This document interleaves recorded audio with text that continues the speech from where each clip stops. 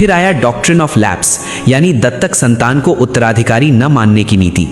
Lord Dalhousie ने कहा, अगर किसी राजा का सीधा वारिस नहीं है तो उसका राज्य अंग्रेजों में मिल जाएगा।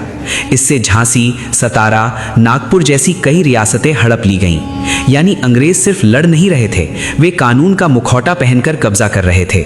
दूसरी तरफ भारत की जनता पर असर और भी भयानक था।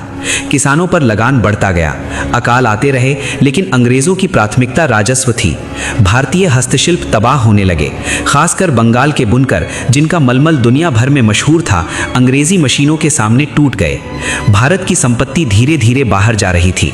इसे बाद में कई नेताओं ने ड्रेन ऑफ वेल्थ कहा, यानी भारत की दौलत व्यवस्थित तरीके से इंग्लैंड भेजी जा रही थी।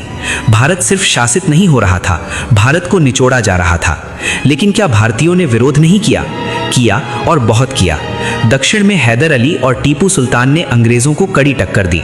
मैसूर के शेर टीपू सुल्तान ने अंग्रेजों के खिलाफ आधुनिक हथियारों और रॉकेट तकनीक तक का इस्तेमाल किया। अगर कुछ भारतीय शक्तियां एकजुट होती तो अंग्रेजों को रोकना संभव था, लेकिन समस्या वही थी, एकता की कमी।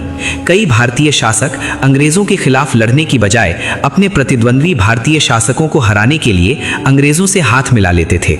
यही अंग्रेजों की सबसे बड़ी जीत थी। उन्होंने भारतीयों को भारतीयों के खिलाफ खड़ा कर दिया। मराठों ने भी लंबे समय तक अंग्रेजों को चुनौती दी, लेकिन मराठा संघ के अंदर भी एकता की कमी थी। कई सरदार अलग अलग हितों में बटे थे।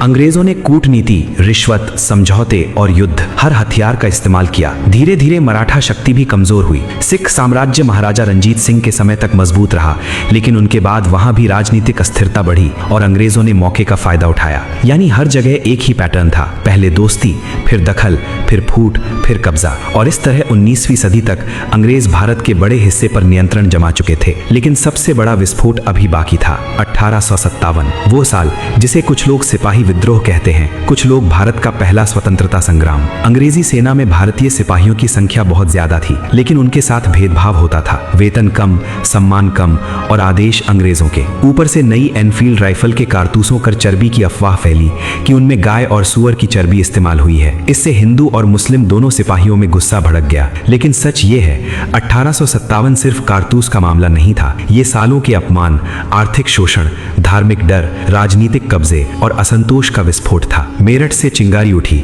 और देखते ही देखते दिल्ली, कानपुर, झांसी, लखनऊ, बरेली और कई जगह आग फैल गई। बहादुर शाह जफर को प्रतीकात्मक सम्राट बनाया गया। झांसी की रानी लक्ष्मीबाई, तात्या टोपे, बेगम हजरत महल, नाना साहेब, कई नाम इस विद्रोह के प्रतीक बन गए। कुछ समय के लिए लगा शायद अंग्रेजों का अंत आ गया, लेकिन फिर वही समस्या, एकजुट नेतृत्व की कमी, संसाधनों की कमी, स्पष्ट रणनीति का अभाव और कई भारतीय शासकों का अंग्रेजों के साथ रहना। अंग्रेजों ने विद्रोह को बेरहमी से कुचल दिया।